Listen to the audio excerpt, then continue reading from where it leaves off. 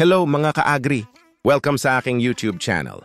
Ngayong araw ay magtatanim tayo ng lettuce sa ating small farm gamit ang hydroponics. Kratky method.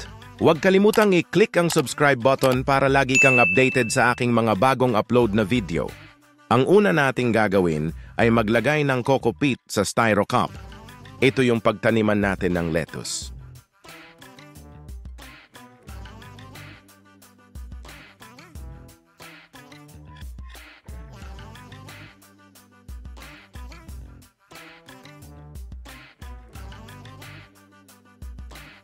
Ang susunod nating gagawin ay magsalin ng tubig sa mga plastic bottles.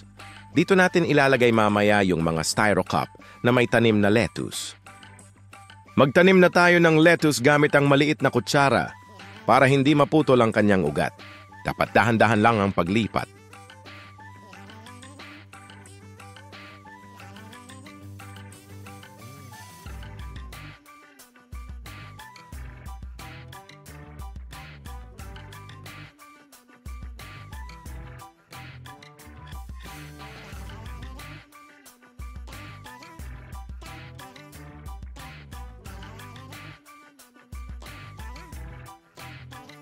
Ilagay na natin sa plastic bottle ang mga cup na may tanim na lettuce.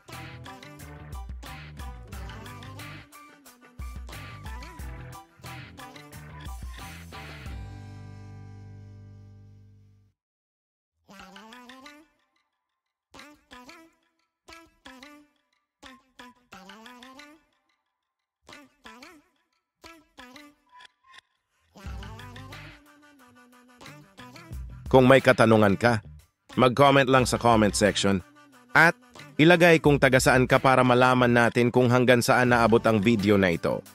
Salamat mga ka-agri!